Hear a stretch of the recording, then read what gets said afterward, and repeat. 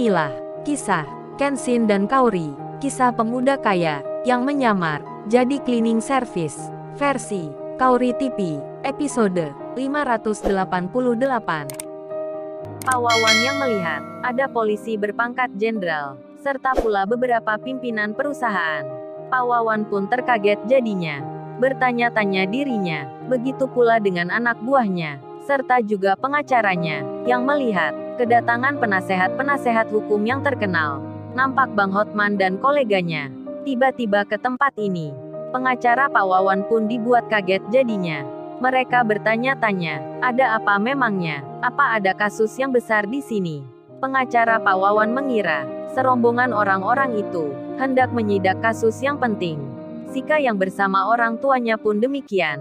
Melihat orang-orang berpakaian rapi yang datang ke tempatnya, Sika pun masih belum mengerti akan maksud dan tujuannya. Para warga pun sama, melihatnya semua, dan tamu yang baru datang itu, bos-bos perusahaan yang sudah tiba, langsung menghampiri Kenshin.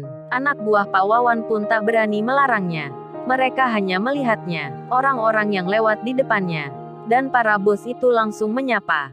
Mereka pun bicara, "Tuan muda, kami semua memutuskan datang ke sini bersama pengacara dan aparat kepolisian, akan membuat perhitungan secara langsung dengan orang-orang yang sudah berbuat kurang ajar pada tuan muda, dan untuk para atasan yang lainnya. Mereka sudah memutuskan kerjasama dengan PT Kargo Bintang Utama.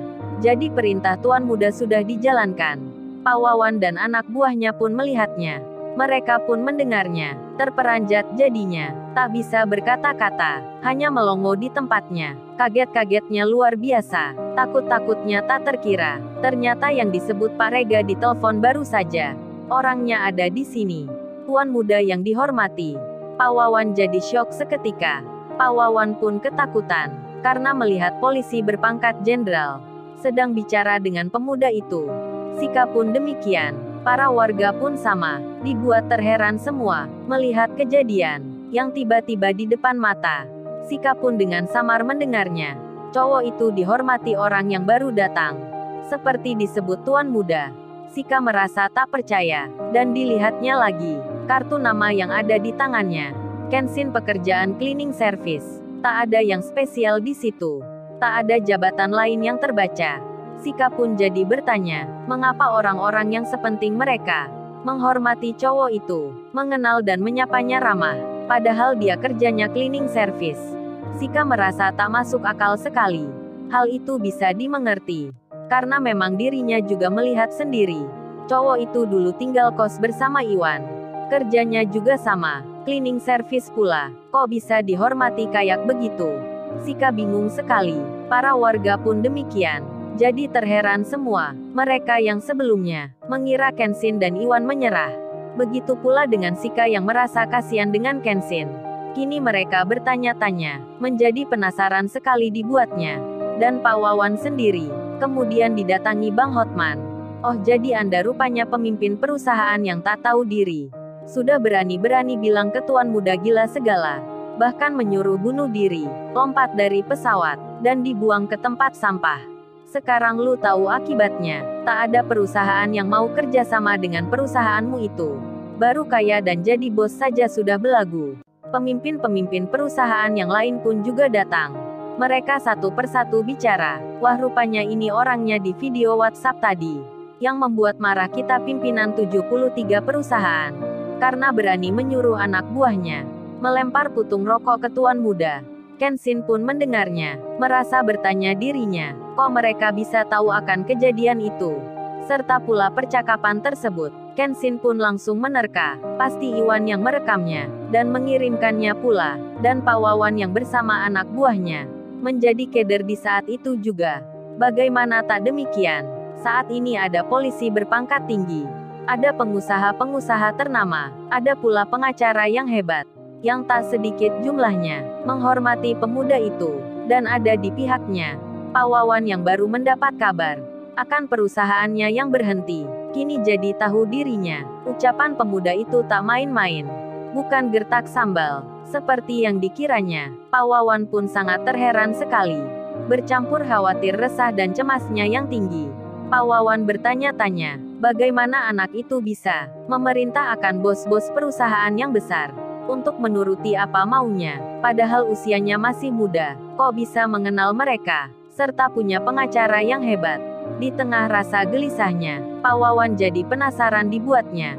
Begitu pula dengan anak buahnya, serta penasehat hukumnya, yang belum mengerti Kenshin siapa. Kemudian Pak Jenderal pun datang, bersama beberapa bawahannya, mendatangi Sika dan orang tuanya.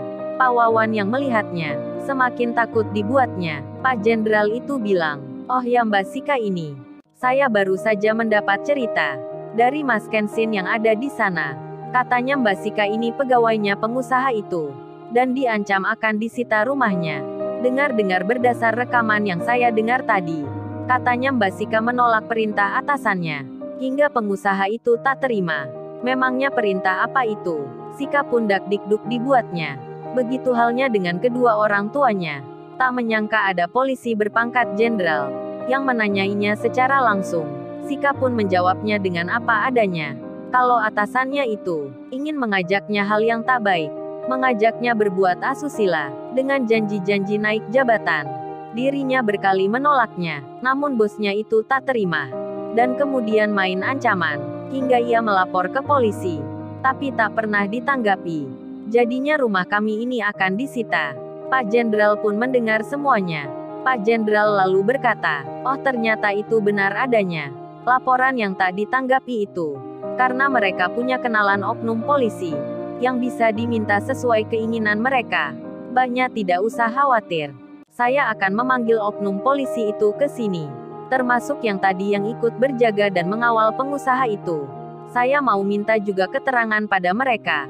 Saya akan pastikan mereka tak akan berani berbohong untuk menjawab pertanyaan nanti." Sang jenderal pun memerintahkan agar polisi yang mengawal Pak Wawan untuk dipanggil ke tempat ini. Dan bawahannya pun langsung bertindak dan menghubungi akan oknum polisi yang dimaksud itu. Pak Wawan dan anak buahnya, serta pengacara-pengacaranya, yang tadi mengaku punya kenalan polisi, yang bisa langsung memasukkan penjara Kenshin. Sekarang menjadi ketakutan semua, bahkan pengacaranya itu tak mengira kalau pemuda yang diremehkannya malah punya kenalan polisi berpangkat jenderal. Malu-malulah mereka, takut-takut semua. Kejadian ini tak pernah disangkanya. Urusannya menjadi besar, hanya karena pemuda itu. Perusahaan Pak Wawan berhenti total, yang sangat-sangat di luar nalar. Sedang Kenshin sendiri, rupanya mengajak Iwan tadi pulang agar cepat-cepat meninggalkan tempat ini. Karena Kenshin sudah merasa sebelumnya, sudah bisa mengira dirinya, pasti ada pimpinan yang datang ke tempat ini. Karena ia sudah memberitahukan ke grup WhatsApp 73 perusahaan. Kenshin pun tak ingin menjadi pusat perhatian akan para warga kampung di tempat ini. Namun, hal itu sudah terlanjur diketahui. Tak sempat Kenshin menghindar, para pimpinan itu sudah datang. Iwan pun tak luput jadi pusat perhatian. Dirinya yang diketahui dari desa, sudah lama kos di kampung sebelah, kerja sehari-hari cleaning service. Para warga kampung ini pun melihat Iwan dengan terheran-heran pula. Kok pemuda itu juga mengenal Bang Hotman? Bercanda dan saling bicara, bahkan bercakap-cakap dengan beberapa orang yang penting itu. Para warga kampung termasuk Pak RT-nya, mereka menjadi bangga akan sosoknya Iwan yang bisa mengenal orang-orang yang hebat. Bahkan tak sedikit dari mereka berkata dengan penuh bangga dan hati yang senang, "Wah, kampung ini bisa aman nantinya. Kalau kita ada masalah dengan hukum, bisa minta Mas Iwan itu saja untuk bicara minta bantuan ke Bang Hotman." Waduh, belum apa-apa. Para warga di situ semua sudah memikirkan masa depannya. Hal itu memang bisa dimengerti, karena orang yang biasa seringkali dikalahkan oleh jabatan dan kedudukan. Jadinya mereka pun senang. Sekarang punya harapan. Tak lama kemudian, oknum polisi yang tadi, yang mengawal Pak Wawan itu, kini telah datang. Mereka melihat banyak pengusaha-pengusaha, serta pengacara-pengacara yang terkenal, berada pula di sini, yang sebelumnya tadi tak dijumpai. Dan oknum polisi itu, menghampiri Pak Wawan, sambil agak emosi dan marah. Mereka lalu bilang, "Nah kan Pak Wawan, apa yang saya bilang, pemuda itu bukan orang biasa. Dia mengenal jenderal, pasti urusannya akan besar." Tapi Pak Wawan malah meremehkan malah meneruskan. Malah kita yang terseret jadinya. Sudah ku bilang akan jadi besar. Malah Pak Wawan tak percaya. Terpaksa saya harus berkata terus terang. Menjelaskan hal yang sebenarnya. Karena Pak Jenderal itu orangnya tegas. Saya tak mau diberhentikan tidak hormat. Lebih baik dihukum daripada dipecat.